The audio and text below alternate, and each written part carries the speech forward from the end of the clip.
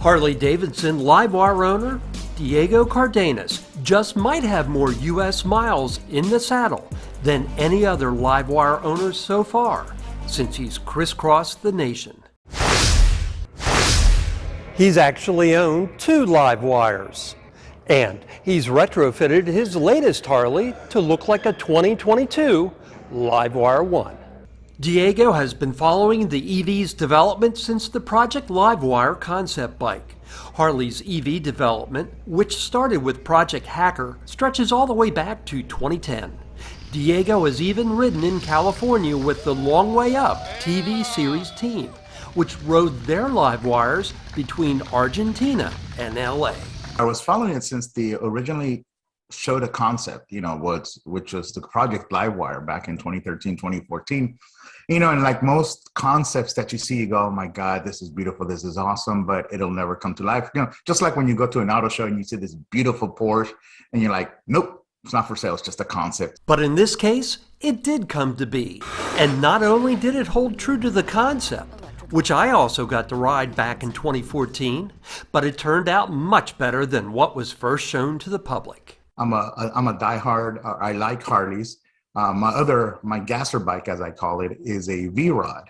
So it's the Porsche / Harley-Davidson Venture. It's a high-performance bike. It's one of those bikes that 20 years later, I still stop by. I like, people look at it and they go, my God, what a beautiful bike. So if you have a bike that 20 years later still pushes people to lower their windows and tell you what a hot bike you have something going on. I think the LiveWire is going to do the same thing 20 years from now, even though it may have small battery size and all that stuff. It's going to be one of those bikes that people are going to go, oh my God, what a gorgeous electric bike you have. Although Diego is a fan of EV motorcycles in general, in his opinion, the LiveWire had some advantages the other brands just couldn't match, including Italy's Energica and America's Zero motorcycles. And eventually what happened was, didn't go for the Energicas, even though they were nice, they're great bikes, they have lots of bells and whistles that the LiveWire may not have. I looked at the dealer support, how many dealers were behind this bike. So if at any time I rode it anywhere in the States, would I have an issue servicing it? Who the company was behind it. And Energica, believe it or not, I didn't know much about them. I know that they were somewhat big in Europe, but I'm not in Europe. Great bike, but if it was broken, where did I have to cart it out to? If I'm in the middle of Iowa somewhere, where do I have to ship it to? So, things like that. While the LiveWire was rolled out as a Harley, now that it's being rebranded, it's unclear what percentage of Harley dealers will end up carrying the 2022 LiveWire 1 models, since dealership agreements are still being worked out and some standalone showrooms are being created. The other big electric-only brand, which does have a strong dealership network in the U.S., is Zero Motorcycles, which Diego ruled out early because Zero doesn't offer Level 3 DC fast charging, which is where he sees America's charging network heading. And being a Tesla owner, I know the importance of DC fast charge. I've had a Tesla since 2014, so I can't live in that world anymore. That was one of the things that I first bashed when the official LiveWire came out, because the prototypes had Level 2. To Diego's point, his LiveWire can charge to 80% in about 40 minutes using any Level 3 CCS charger, while the majority of US Level 2 J1772 stations, which are the only ones Zeros can use without aftermarket modifications, will take about an hour and a half or so to charge a Zero to 80%. Zero's decision not to support CCS, at least for now, means riders have far fewer choices when it comes to charging locations. Although the LiveWire doesn't support fast Level 2 charging, it does at least support slow charging using the J1772 standard, meaning in a pinch, it can still charge everywhere a Zero can, plus at thousands of CCS stations. In 2020, the U.S. Department of Energy reported there were more than 2,000 CCS stations with more than 5,000 plugs in the U.S., which Zeros can't use. And that number is growing fast, with Electrify America, EVgo, and others expanding quickly. For example, Electrify America alone plans to have more than 10,000 CCS chargers in the US and Canada online by 2025, more than doubling the stations it had in July of 2021. Mind you, there's guys now who are now designing, dual plug connectors and making these bikes a little bit more competitive when it comes to the charging apparatus, but you're still doing a max of 10, 11, 12 kilowatts, which in the long range, LiveWire is doing 19, 21 kilowatts. Energicas are 20, 21, 24, depending on who you use.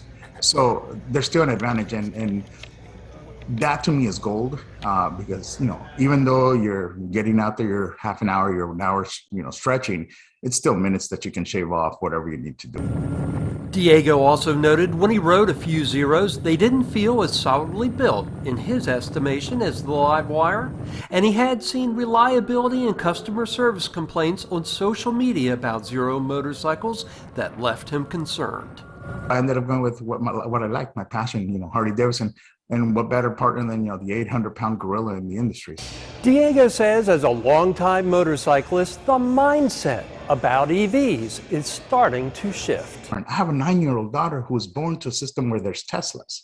So she gets in the Tesla and she goes all over the place. She loves the autopilot. She loves all the bells and whistles. But when she goes to Uncle Sam's house to drive and get into his 1969 Ford Mustang Boss 302, she looks at me and she goes, "Daddy," I go, "What, honey?" "This car smells, it's slow, and it's loud." See? So that we're in that paradigm shift right now between one generation to the other, getting acquainted to that. If you're an EV motorcyclist of any stripe in the Southern California area, Diego would love for you to join his Facebook owners group, which you can do by scanning the QR in this video or by clicking on the link below this video on YouTube or in the post at evrider.tv. We have a group, a bunch of geeks like me. We have a group down here in Southern California called the Southern California Electric Motorcycle Owners. We have Energica Zeros, you name it, they're in there. And every year, like for the last 3 years, we've been doing these mini cannonball runs. So the first one was back in 2020, I think, 2020, where we decided on just, let's see who can get to Las Vegas fastest from LA. And normally that's a 200+ mile ride.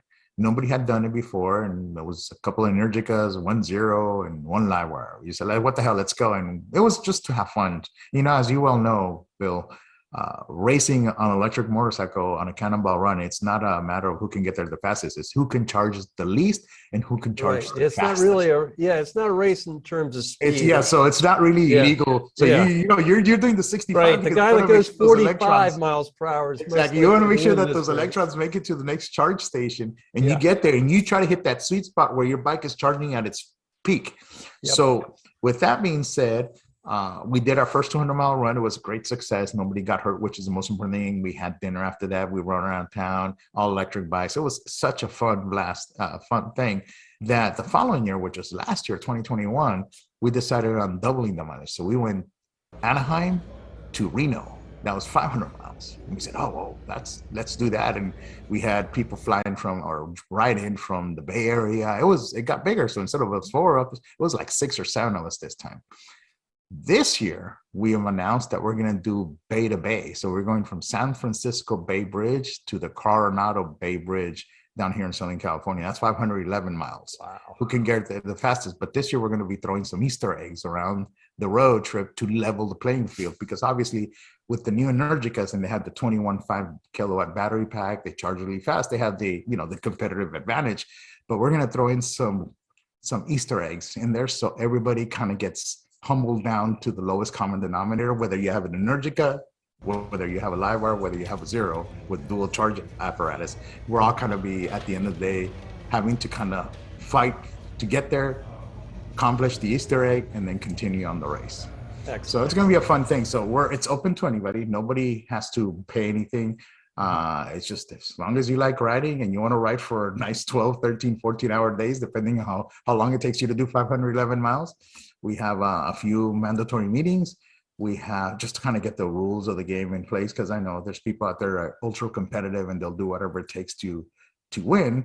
And there's certain things we won't allow. We don't allow for you to do reckless things. We don't allow for you to do illegal things because we're here to have fun at the end of the day. I enjoyed getting to meet Diego and learning more about Harley-Davidson's LiveWire. You'll find a link to the LiveWire 1 under this video on YouTube and in the post at evrider.tv. And finally, a shout out to Atomic Harley-Davidson here in Jacksonville, Florida, for hosting me today for this episode of EV Rider. If you've enjoyed this episode of EV Rider, please subscribe and give this video a like so I can bring you more EV adventures.